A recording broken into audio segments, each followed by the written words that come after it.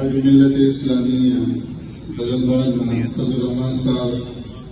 بزرگ شائستان جناب راجہ ظفر الحق صاحب، قائد حریت جناب سردار محمد یوسف صاحب، حضرات علماء کرام، مشائخ اعظام، معزز سامعین، السلام علیکم ورحمۃ اللہ وبرکاتہ۔ سب سے پہلے تو میں جانشین حکیم ملت حضرت مولانا عبدالمجید غزالی مدد العالی کو اس کامیاب تقریب کے انعقاد پر مبارکباد پیش کرتا ہوں، اور پھر جن بھائیوں نے میرے ساتھ اپنی محبت کا اظہار کیا اور میری حوصلہ افزائی کی، میں ان تمام کا مشکور ہوں۔ حضرات گرامی، اس کائنات کے اندر اللہ تبارک و تعالیٰ نے بہت ساری ہستیوں کو پیدا فرمایا ہے۔ اس کائنات کے اندر بڑی بڑی ہستیوں نے جنم دیا ہے، لیکن اکثر بڑی ہستیوں کی سربلندی کے اندر ارد گرد کے ماحول اور بیک گراؤنڈ کا بہت بڑا اثر ہوتا ہے، لیکن جس شخصیت کی یاد منانے کے لیے آج ہم یہاں جمع ہیں اور یہ سیمینار منعقد کیا گیا ہے اور جنہیں ہم خراج عقیدت پیش کر رہے ہیں، ان کا جس علاقے سے تعلق تھا جہاں پر انہوں نے اپنی زندگی کی آنکھیں کھولی اور اپنی حیات نفسات کو شروع کیا، وہاں سے اس سربلندی کا اور اس انتہا کا جہاں پر انہوں نے آنکھیں بند کی، تصور بھی ناممکن ہے۔ حضرت مولانا عبدالحکیم رحمۃ اللہ علیہ کا جس علاقے سے تعلق تھا، جغرافیائی لحاظ سے یہ علاقہ یابستان کا علاقہ تھا، اور یہاں پر اس زمانے میں قوانین کی اور نوابوں کی حکومت تھی، اور وہاں کے رہنے والے باشندوں کے لیے سوائے ان قوانین کی نوکری اور چاکری کے اور ان کی بیگاروں کے اور ان کی بندوق اٹھانے کے علاوہ کسی متبادل پروگرام کے بارے میں سوچنا یہ غداری کے مترادف کہلاتا تھا۔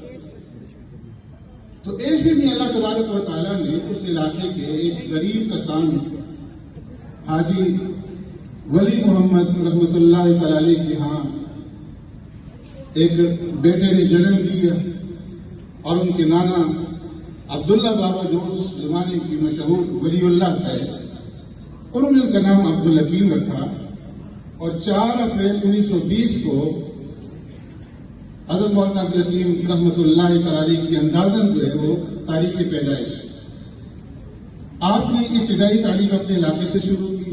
اور پھر وہاں سے ہوتے ہوتے آپ مکڑہار سنگیاری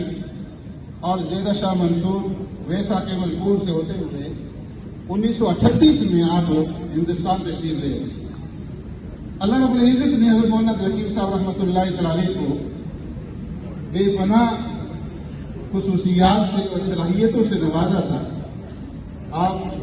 شاہ ولی اللہ محدث دہلوی رحمۃ اللہ تعالی اور قاسم العلوم والقراءت حضرت مولانا قاسم نانوتوی رحمۃ اللہ تعالی اور شیخ الہند حضرت مولانا محمود حسن دیوبندی رحمۃ اللہ تعالی اور شیخ العربی والعجم حضرت مولانا حسین احمد مدنی رحمۃ اللہ تعالی کے علوم اور افکار کے صحیح معنی میں وارث ہیں۔ ہمیشہ آپ نے اپنی تقریروں کے اندر اپنے اسلاف کا ذکر کیا۔ آپ نے جمیع علماء اسلام کے پلیٹ فارم سے بہت بڑا کام کیا، اور مجلس احراج اسلام کے سرگرم کارکن رہے۔ 1953 کی تاریخ ختم نبوت کے اندر حضرت مولانا عبدالحکیم رحمۃ اللہ علیہ نے بڑھ چڑھ کر حصہ لیا۔ نتیجے میں کے لیے آپ قید کیے گئے، اور اسی قید کے دوران میں آپ کے بیٹے گروہ کا انتقال ہوا۔ پابند سلاسل ہونے کی وجہ سے آپ ان کے جنازے میں شریک نہیں ہو سکتے۔ آپ نے 1959 کے اندر جامع فرقانیہ کی بنیاد رکھی، اور آج جو ہے یہ ادارہ آپ کے لیے صدقہ جاریہ بنا ہوا ہے. تو حضرت مولانا عبدالحکیم صاحب رحمۃ اللہ تعالیٰ علیہ ان کو اللہ نے یہ خصوصیات عطا فرمائی تھی کہ جو ان کے متعلقین تھے، جو ان کے خدام تھے اور